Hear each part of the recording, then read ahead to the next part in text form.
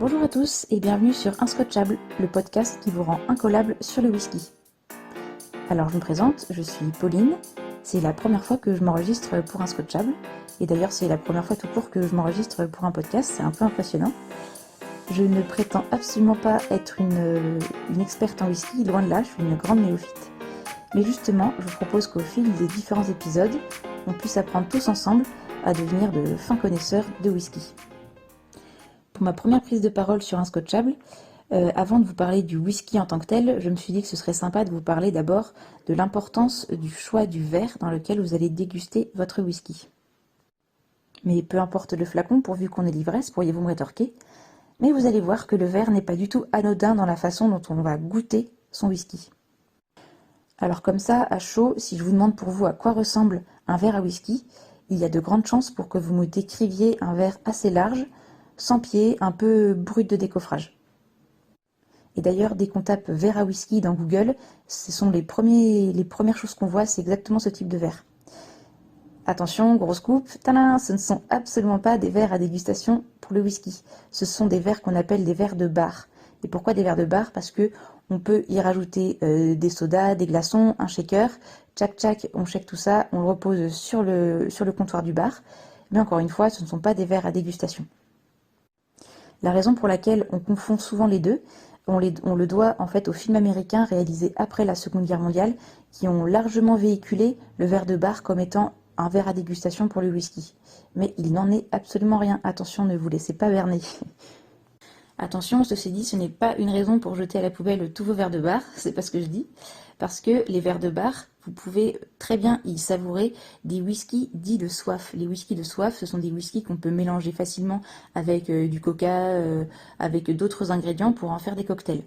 A contrario, les whiskies de dégustation, comme son nom l'indique, ce sont des whiskies qui se suffisent à eux-mêmes pour la dégustation et qu'on va éviter de mélanger avec d'autres ingrédients.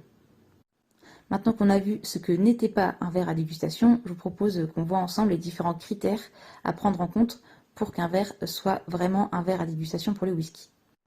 Tout d'abord, très important, c'est un verre à pied. Un peu comme un verre à vin en fait, c'est un verre qu'on va appeler un verre tulipe. Et pourquoi à pied?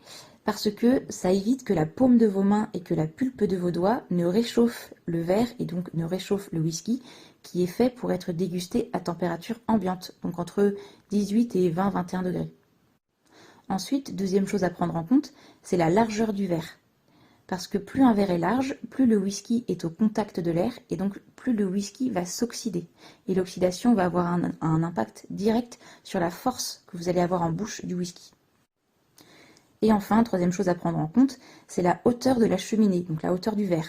Plus une cheminée sera courte, plus les arômes seront concentrés. Et maintenant, petit travail pratique à faire chez soi, que je trouve assez sympa, c'est que vous prenez un même whisky et vous le mettez dans des verres de différentes formes et de différentes tailles, et vous pouvez ainsi comparer ce que ça change sur la dégustation du whisky, ce que ça change en termes de couleur, en termes d'arôme, en termes de force, en termes de texture, bref, c'est super intéressant. A contrario, si vous voulez comparer deux whiskies, il vaut mieux le faire dans des verres de même forme et de même taille, afin de ne pas trop biaiser la dégustation. Voilà, j'espère que vous aurez appris plein de choses dans cet épisode. En termes de petites anecdotes sympas à retenir et à ressortir, j'ai trouvé ça assez intéressant le fait qu'on puisse faire une différence entre les whiskies de soif et les whiskies de dégustation. Personnellement, je ne le savais pas du tout.